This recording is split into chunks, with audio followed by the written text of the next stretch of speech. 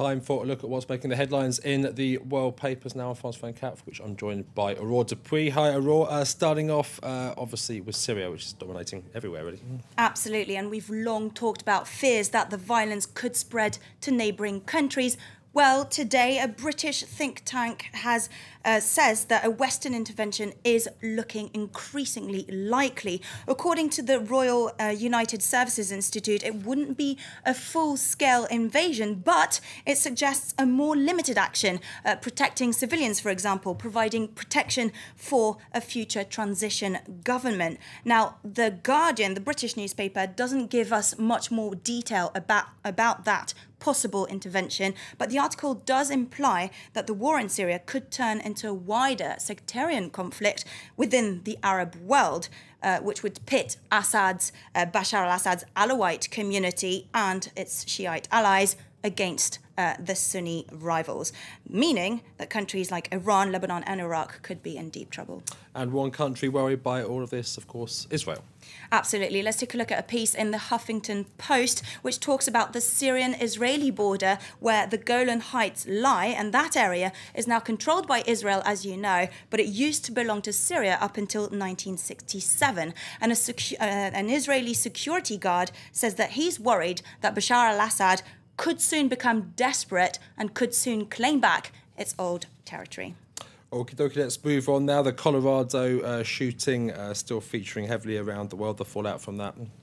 Absolutely, and the Washington Post concentrates on the prime suspect, James Holmes, 24-year-old student who used to study at the University of Colorado. He studied neuroscience, and so the article wonders why his professors, who are meant to be experts in mental illnesses, why didn't they spot anything that was going on with James Holmes. Now, according to one professor who's from a different university now, he says that most neuroscientists actually focus on mice. They study mice and they aren't specialised in psychology or in behavioural science. So that's why they probably didn't spot anything.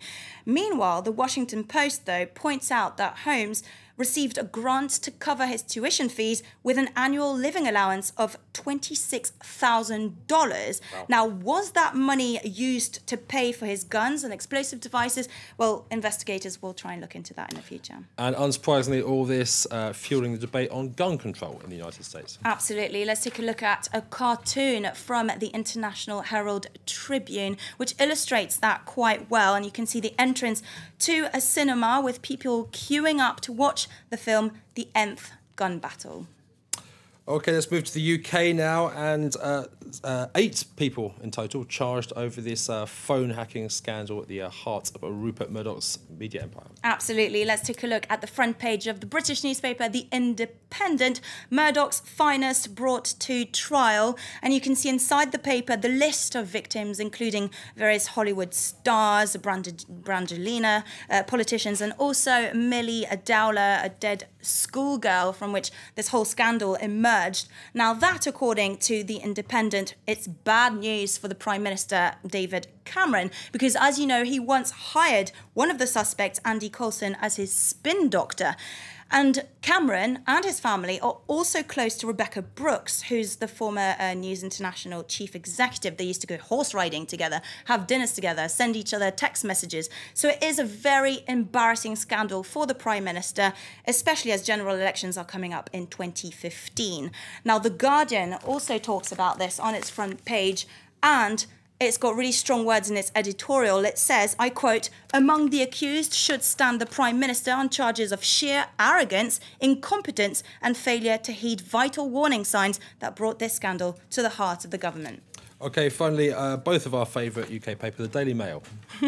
Absolutely. The Daily Mail, just a few days before the Olympics. Well, one of Great Britain's sportswomen has been subject to insult. Zoe Smith, as you can see in the picture there, she's 18 years old. She's a weightlifter and she's aiming to get the gold medal.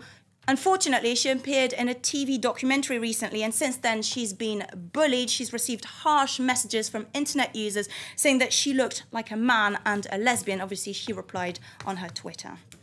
Aurore Dupuis, let's leave it there. Thanks very much for that roundup of the international press. Do stay with us here on France 24. Coming up very shortly, business.